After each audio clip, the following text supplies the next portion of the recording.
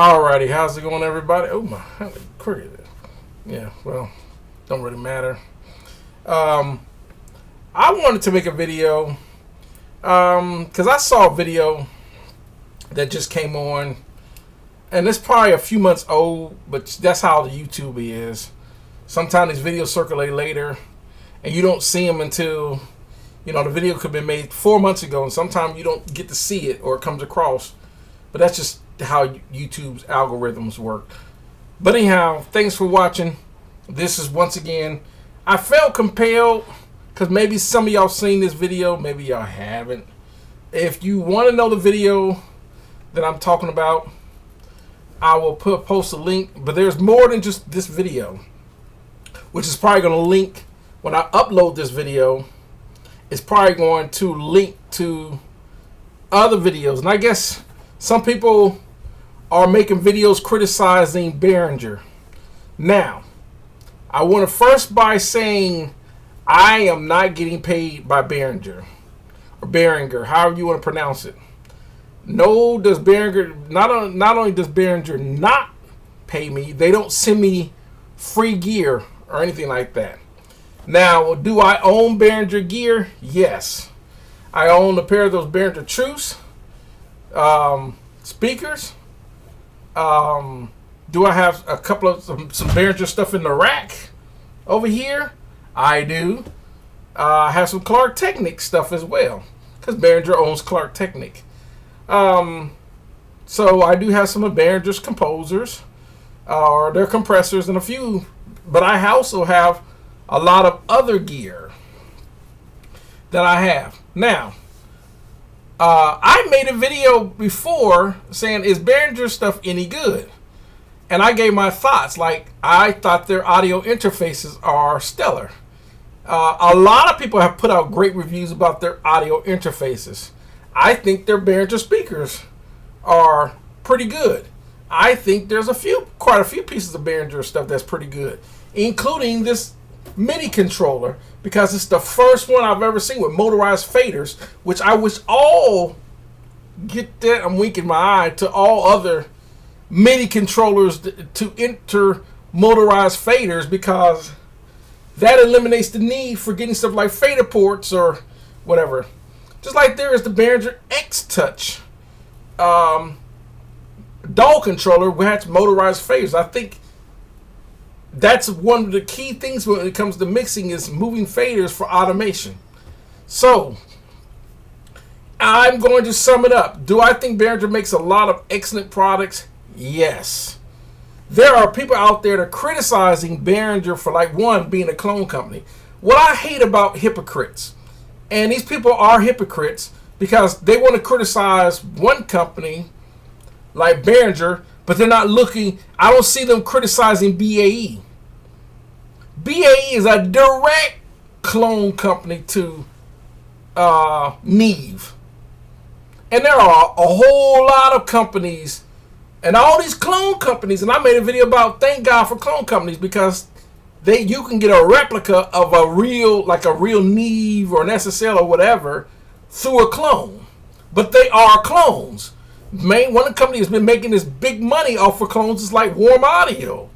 Warm Audio has excelled as a company for making clones of all classic gears and microphones. Another company that's make clones is Heritage Audio, Ventec Audio, and so forth.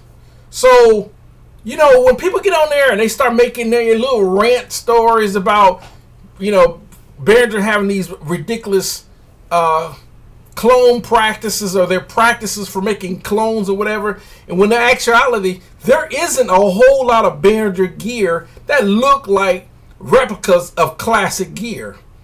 Most of the gear that Behringer makes looks like their own. In other words, it may look, and I don't want to sound contradicting to what I'm just saying.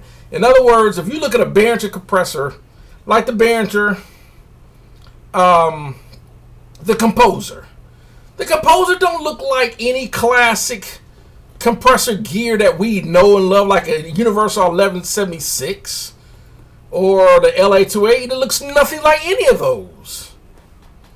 Then they made some vintage series looking gear, like their T1951, their 19, which is a preamp. I think the T1952 was a compressor. I think I got them in a rack. The T1953, which was a parametric EQ. Those classic, they look like their own classic gear. Looks like no.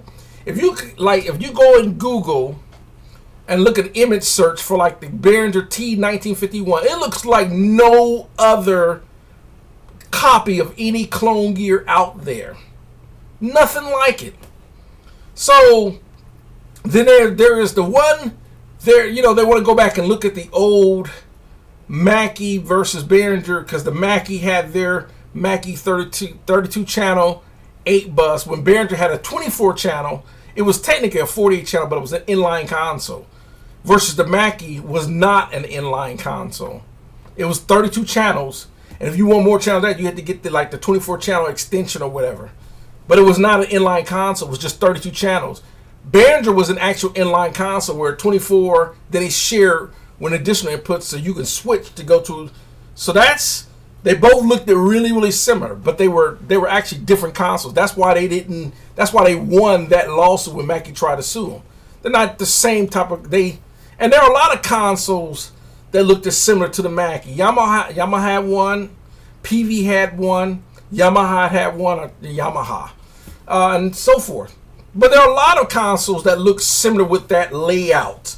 Triton has a console that's 24 or 32 channels with their 8 buses all on. There's a lot of consoles that have that kind of layout, but they're not being called out. So it's like this attack thing, and then this, like, once again, I'm not getting paid by Behringer I'm not getting paid by Behringer to defend Behringer. It's just that I'm making this video because there are a lot of hypocrites that want to dog Behringer because they want to make Behringer, and Behringer is one of those companies.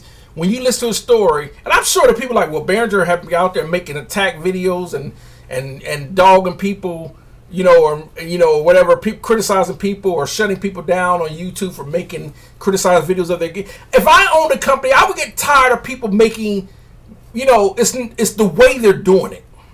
I would get tired of that too. People attacking Behringer like Warm for being a clone company, but you're not attacking Warm Audio for being a clone company. But you're attacking Behringer for being a clone company. But you're not attacking BAE for being a clone company. It's like a hypocrite. If you're going to attack one, attack them all. Or don't attack none. I don't care about if you think Behringer stuff is lower quality. It's like, I don't care how you look at it. It's like, well, BAE makes a 73. A clone version. Even the knobs look like Neve. They make a clone copy. Looks just like Neve. 1073 Neve. But you want to, because they charging $3,000 or $4,000 for the BAE, just like they would charge for the Neve. And you got people that are endorsing the BAE, not naming any names, but there are people out there that endorse BAE. But because it's cost that much, and it, even if they are putting high top end transformers and whatever, Class A circuits, top of the line op amps, or whatever you want to call it, to build these, and call it, I'm gonna charge $3,000, and it has the same, pretty much the same similar sound to the Neve. Oh, then that justifies we're not going to talk about it because even though it looks just like a Neve, when in actuality, it's like a BAE wants to be a Neve. But then I always said, when you're going to pay that kind of money, get the Neve. Get the original. Neve already has a reputation for being the best of the best in audio gear in the recording business anyway. So if you're going to spend that kind of money on a clone, that kind of money, get the Neve. I'm not going to spend that same kind of money for a clone when I can get the original, which is already the Rolls Royce of audio gear anyway. It's like if BAE came out with a console, that looked just like a Neve VR88, but it said BAE, and they were the same price. That's like asinine to me. I'm not paying $350,000 for a BAE when I can get $350,000 and get the actual Neve. So that's the reason why I'm making this video. So in the end, yes, like you can get a Heritage Audio, which is a Neve clone. They might call it the HA73, or even a Warm Audio, the WA73. But the good thing about what I like about Warm Audio, and the owner's name is Bryce. What I like about this, he knows he's making clone and he knows they're replicas. He's not out there to sit there and say, no, I know these are emulations of classic gear, but at affordable price. But there are a lot of people out there that are not, when you come out there dogging Behringer because they're a clone company. Because Behringer made, Behringer tipped to make some of their gear similar. Like I have the Behringer Sonic Exciter, then I actually have an actual Aphix Oro Exciter. Where everyone knows that the Behringer Sonic Exciter is supposed to be doing what an Oro Exciter, and it actually does it well. But it's like half the price. But the problem is, people always want to get out there and make Behringer the laughing stock. When a lot of Behringer stuff, I've made this before. I made a video when I made a song using Behringer console and some of Behringer's gear, their speakers, and Cakewalk, which is technically partially still a free DAW. And the sound quality is pro level. So is it really Behringer, or is it because I know what I was doing? It's both. So to sum up the video on these people attacking Behringer, I'm not going to be that type of person to be on a bandwagon to get out here and attack gear. I don't care what brand name it is. I'm not out here to attack names of gear, because there are a lot of gear that you can actually attack. Elisa's or ART or other brand names. But they're, it's funny because people will dog Behringer, but they won't say anything about the Avalon right here. Because the Avalon 1, it's a $3,000 preamp. And it's a staple preamp in a lot of top-of-line studios. So people got nothing to say about that, other than, there may be preferences of preamps you want to use. But in the end, of going back to the Behringer stuff, once again, like these Behringer Truths, been using them for years. You can't see my fingers. You can't see it over here. I might move it. Let me see. There we go. If it make an adjustment, it might make an adjustment. Camera. There we go. Like this Behringer Truth right here. Right? B23. They work great. That's why I still got them. But I'm gonna adjust the camera back. And then on top of that, I got some Lindell Audio, which is a adjust my camera. I got some Lindell Audio gear, which they just came out with their own version of the 1176 and a LA2A replica. Lindell Audio. They have their own, just like plugins or whatever.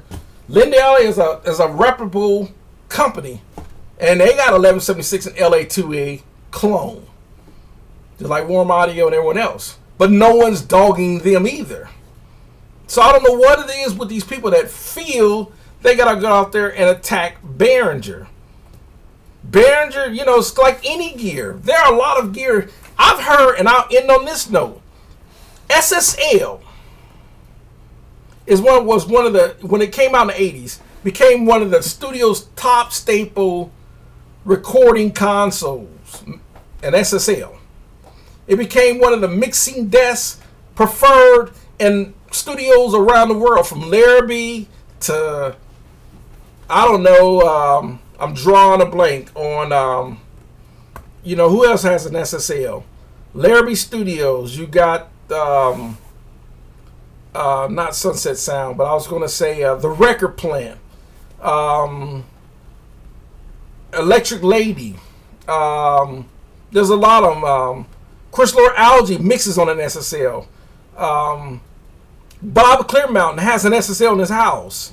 There's a lot of, and I can go on and on and on.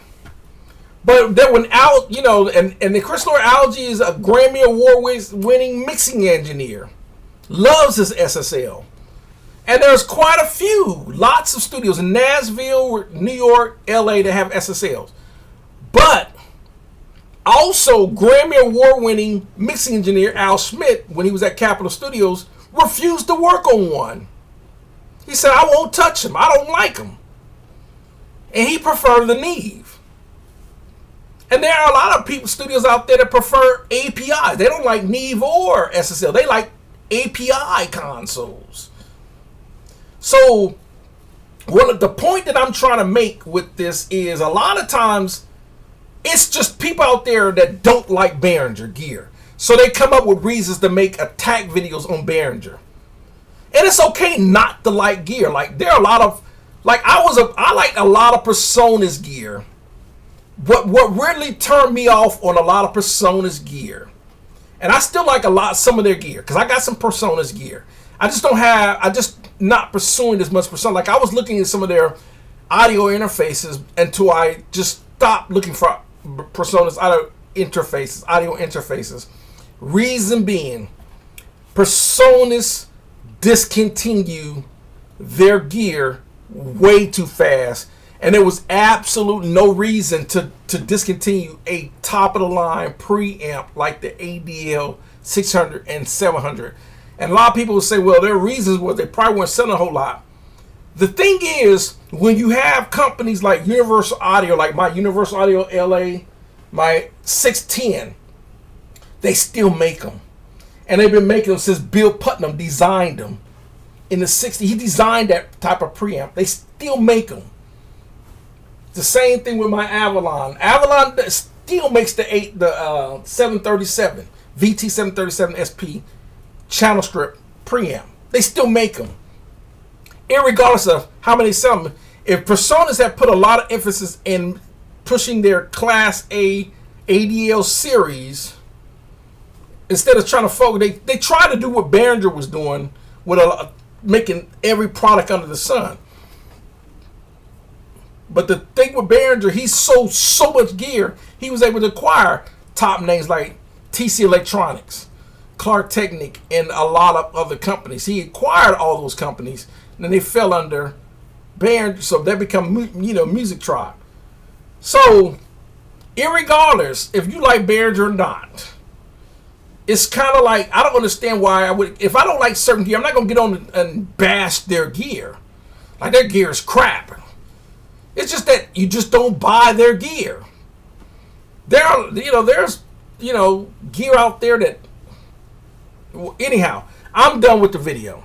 So, it's just out there. It's just like, why attack, I don't get let's attack Behringer because everyone else is attacking Behringer without no justification, when there are lots of people, and I'm talking thousands of people that have Behringer products, whether it ranges from their Euphoria, how you want to pronounce it, Euphoria interfaces, to their speakers, to their DAW controllers, and love their products. So there's just a lot of hypocrisy when it comes to the attacking Behringer. So that's going to do it for my video. It's just crazy how you can attack Behringer for being a clone company or whatever, but you're not attacking the other clone companies. It's such a hypocrite. Thanks for watching. Y'all have a great one.